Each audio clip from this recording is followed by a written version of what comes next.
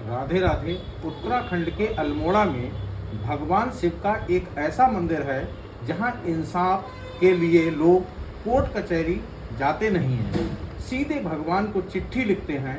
भक्त अपनी शिकायतें स्टंप पेपर पर लिखकर चढ़ाते हैं और जब उन्हें न्याय मिल जाता है तो शुक्रिया अदा करने के लिए एक घंटी बांध जाते हैं। आज हालत यह है कि घंटियों का पूरा पहाड़ बन चुका है, लेकिन सवाल यह है कि भगवान शिव यहाँ न्याय के देवता कैसे बने, क्योंकि इसकी कहानी सुनकर आपके रोंगटे खड़े हो जाएंगे। कहानी शुरू होती है कत्यूरी राजवंश के राजा झाल राय से। उनकी 7 रानियां थीं, लेकिन किसी को कोई संतान नहीं थी। राजा ने भगवान शिव की घोर तपस्या की और वरदान पाकर उन्होंने 8वीं शादी की रानी कलिंगा से। कुछ ही समय बाद रानी कलिंगा गर्भवती हो गई। खबर सुनते ही बाकी सभी रानियों के मन में जलन की आग लग गई। उन सब ने सोचा कि इसका बेटा राजा बन गया तो हम सब दासी बन जाएंगे। तभी उन्होंने एक खौफनाक साजिश रची।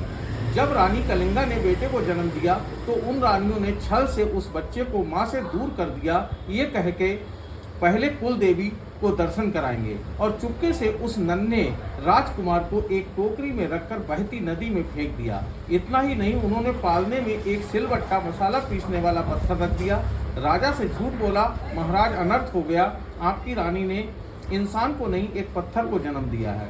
राजा ने रानियों के बहकावे में आकर रानी कलिंगा को महल से बाहर निकाल दिया और दासी बना दिया। लेकिन शिवजी की लीला देखिए, बच्चा नदी में एक मछुआरे को मिला जिसने उसको अपने बेटे की तरह पाला। जब वह बालक बड़ा हुआ, उसे अपनी माँ के साथ हुए अन्याय का पता चला। वह बालक एक लकड़ी का घोड़ा लेकर नदी किनारे पहुंचा, जहां वह 7 रानियां थीं, और घोड़े को पानी पिलाने की जिद करने लगा।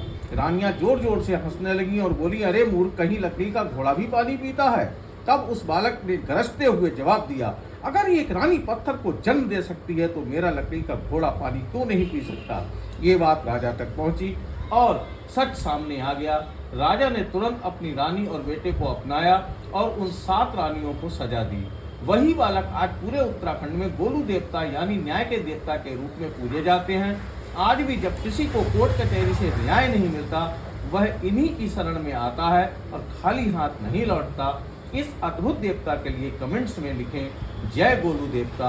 हमारी इस कहानी को लाइक करें, शेयर करें और बोलें जय गोलू महाराज की जय।